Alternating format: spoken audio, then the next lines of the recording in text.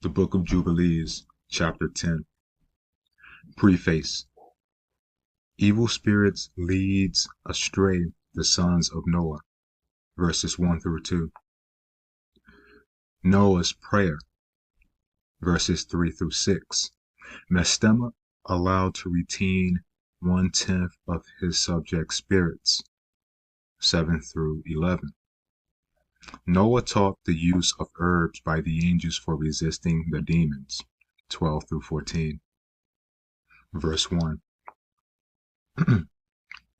And in the third week of this Jubilee, the unclean demons began to lead astray the children of the sons of Noah, and to err and destroy them. 2. And the sons of Noah came to Noah their father, and they told him concerning the demons, which were leading astray and binding and slaying his sons' sons. 3.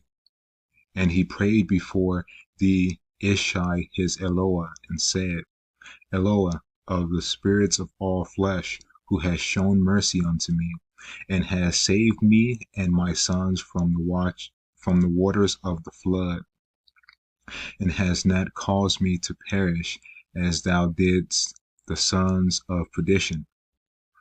For thy grace has been great towards me, and great has been thy mercy unto my soul. Let thy grace be lifted up upon my sons, and let not wicked spirits rule over them, lest they should destroy them from the earth. 3. But do thou bless me and my sons, that we may increase and multiply and replenish the earth. And thou knowest how thy watchers, the fathers of these spirits, acted in my day.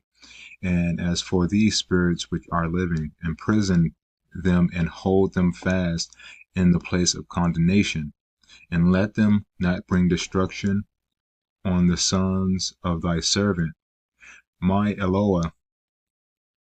For these are malignant and created in order to destroy. So let's get into the definition of what malignant means.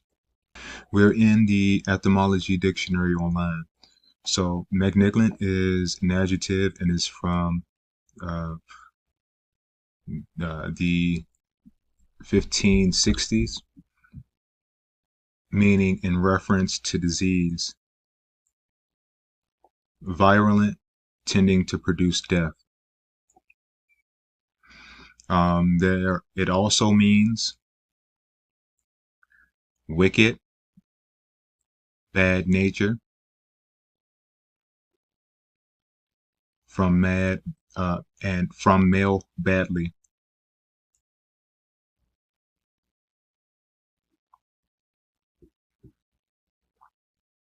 Now, when we get into the definition of badly, we're also in etymology. This is an adjective too. This is from the 13th century. We're going to get straight into the definition. Unluckily, from late 14th century, meaning wicked, evilly, poorly, inadequate. So when we come here and we read from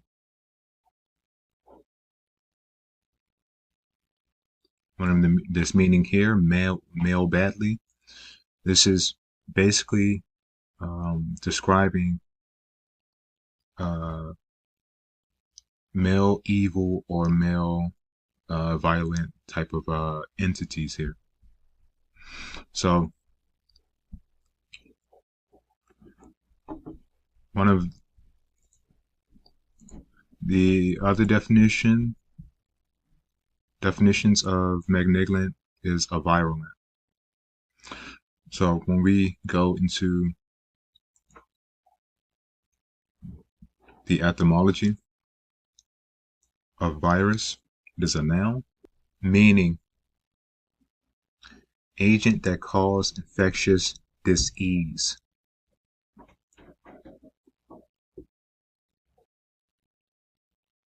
All right, now we're going to go into the National Library of Medicine and get the definition of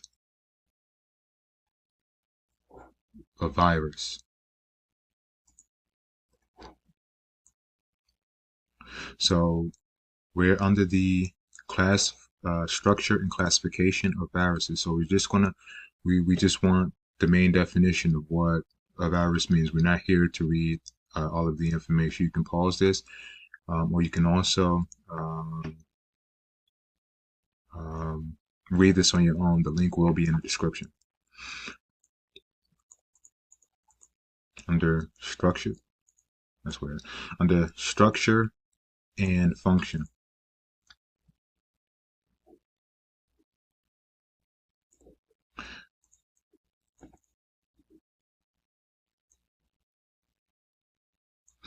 Viruses are small, obligate intercellular parasites, which by definition contain either a RNA or a DNA genome surrounded by a protective virus-coated protein coat.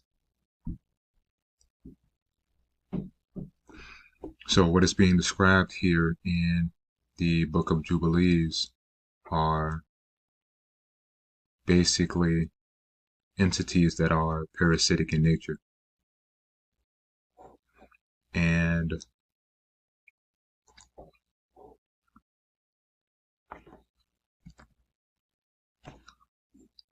when we look up the Google definition of malignant, when we look under more definitions, these are all the other definitions here. But when we look at the definition here under mid-16th century, this is also in the sense, meaning likely to rebel against the Eloah or the supreme authority.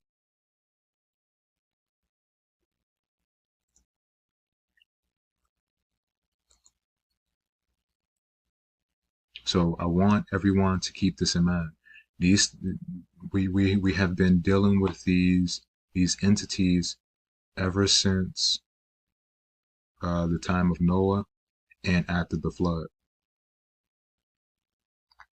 And I want to say this as well. Parasites are also considered serpents too. So, just keep this in mind. And I'll bring information up on this in a later video. If these things or these entities rebelled against the Creator, these things have absolutely no respect for the children of men, and we have to guard ourselves by fearing the Creator, praising His holy name, and keeping the law, statutes, and commandments. And this is why it is important to do this, because it keeps us healthy. It keeps our mind and spirit healthy, and when we're adhering to the dietary laws, it is keeping our body clean as well.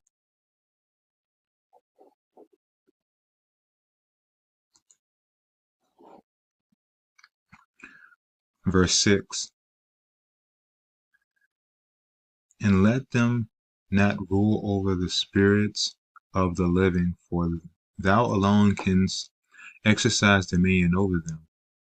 And let them not have power over the sons of the righteous from henceforth and forevermore. 7. And the Ishai, our Eloah, bade us to bind all. 8. And the chief of the spirits, Mestema,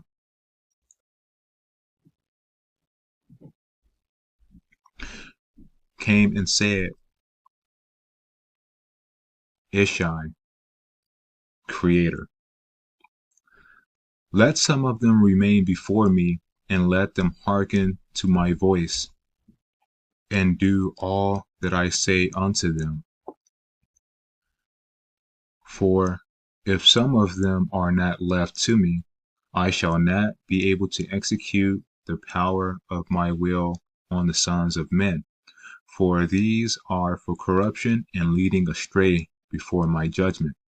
For great is the wickedness of the sons of men. Remember, this is a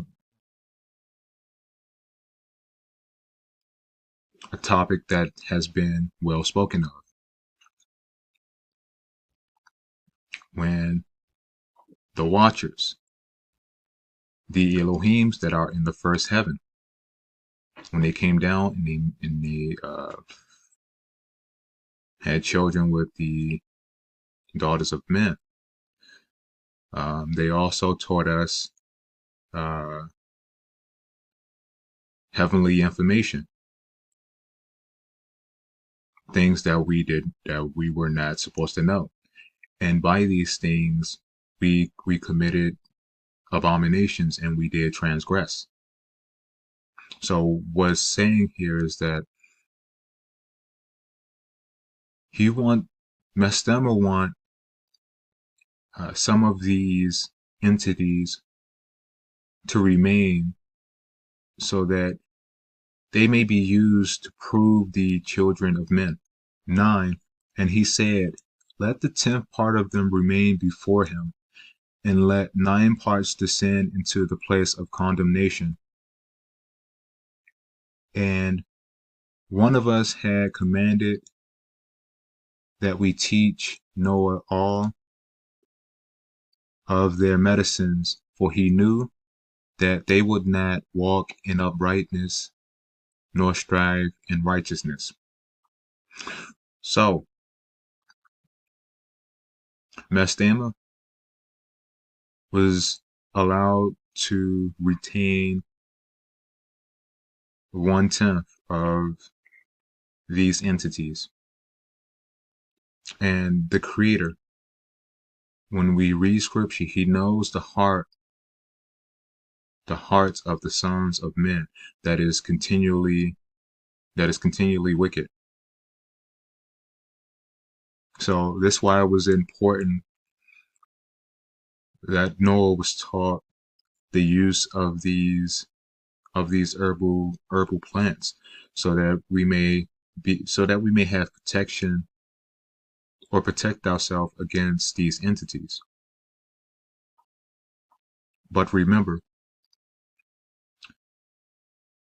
herbal medicine works to an extent. What gives the best therapeutic action when using the herbal medicine is, honestly, fearing the Creator, praising his holy name, and keeping the law, statutes, and commandments. Because the Creator is the one who creates good and evil. And as we can see here, he allowed a portion of them to remain, so that the children of men can be tried. Because at the end of the day, the conclusion of the whole matter is to fear the Creator, praise his holy name, and keep his law, statutes, and commandments. This is what we were made to do. And outside of that, we were given free will to do whatever we want, as long as we do not transgress. And I'm going to read 10 over. And one of us he commanded that we teach Noah all his medicines, for he knew that they would not walk in uprightness, nor strive in righteousness. And we did according to all his words. All the malignant evil ones we bound in the place of condemnation, and a 10th part of them were left, that they may be subject before Satan on the earth. 12. And he explained to Noah all the medicines of their diseases.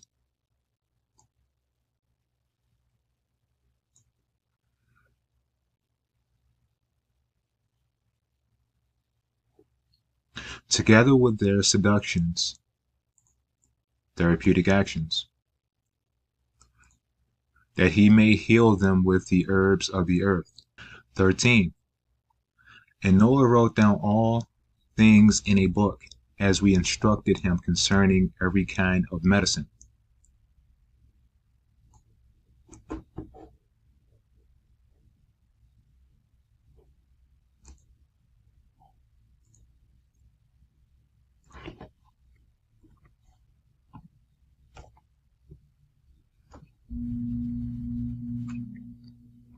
Now I'm going to keep saying this.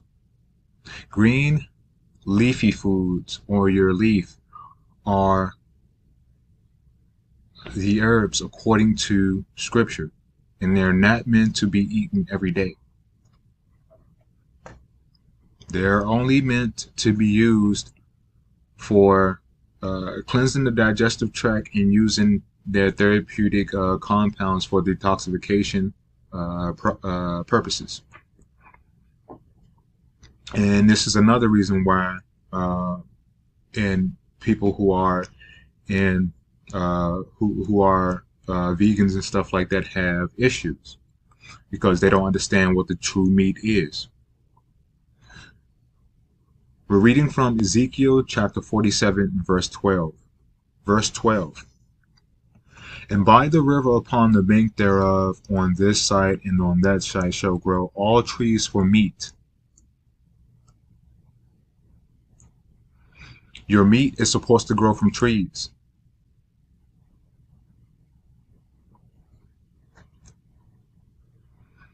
Whose leaf shall not fade, neither shall the fruit thereof be consumed. It shall bring forth new fruit according to his months, because their waters they issue out of the sanctuary, and the fruit thereof shall be for meat. This is your meat, your fruits. And like I said before, if you eat your fruits and you eat the seeds of some of these fruits, you will get all of the nutrients that you need. You will get the monosaccharides, or the simple sugars that you need. You will get your your simple amino acids, and you will get your fats, or your lipids or your fats, by way of eating these seeds. There are fruits that you can eat. The flesh is fatty, like avocados and olives. Those are just an example. And the fruit thereof shall be for meat, and the leaf thereof for medicine.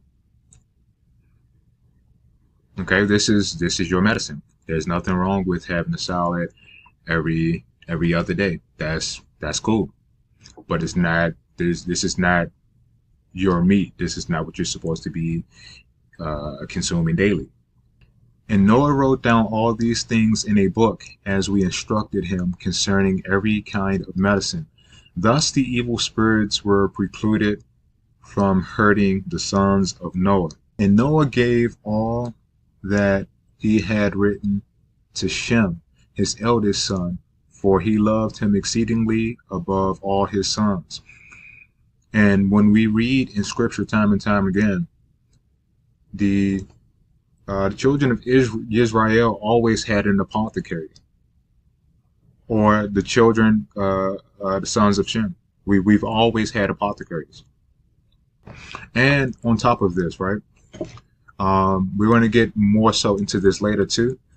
When we read in this same book in chapter 8, we come from Asia. Traditional Chinese medicine, all that stuff like that. All this information is the information that Noah passed down to Shem. We're done with this video. I want to thank everyone for watching. Please take the information for what it is. We're in the last days, whether we want to accept this or not. And according to scripture, it will behoove us to fear the Creator, praise his holy name, and keep his law, statutes, and commandments. We are in captivity, so we cannot. It's going to be tough for a lot of us to keep the Sabbath. The Creator, he understands this. but we can adhere to all the other laws. Um,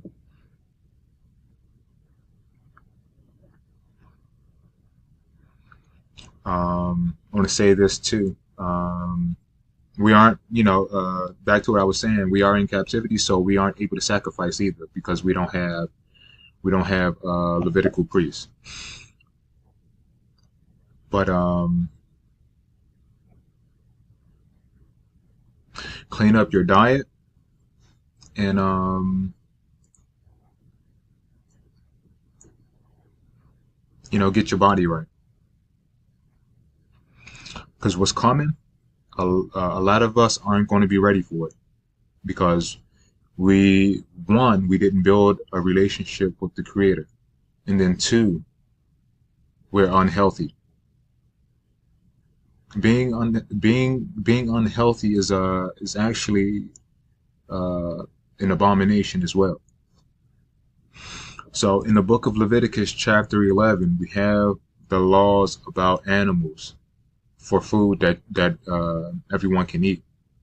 But this is just a staple to help bridge you to the natural diet, which is fruit. So it goes into clean animals, which are animals that that have a split hood and chew of the cud. And then we have unclean animals that we should not even be touching. I want to give all praises to the Ishi Aloha, the Most High Creator, the Eloah of Abraham, Isaac, and Yaakov. Hey. And I also I'm always going to give credit to where credit is due. As King Solomon said it best.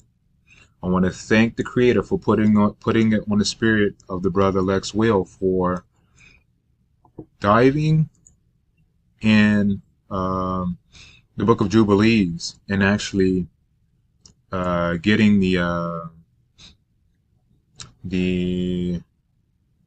definition of what malignant means, because this opened up the door basically on just what these entities are. Like we already knew what they were. We just couldn't prove it at the time. But when we actually look at the true definition of these words by way of the etymology, we get the true meaning and get a better understanding. And I want to thank the Creator for putting it on the spirit of the brother to be so diligent in his work and his studies to bring this information to the house of Israel. And I want to personally, thank you, Lex Will, the servant, because as a naturopath and as an herbalist, this learning this information actually helped bridge the gap for a lot of the information and information that I've showed here today, and information that I'll be showing in the future by way of medical research. Thanks again, everyone, for watching, and I'll see everyone on the next one.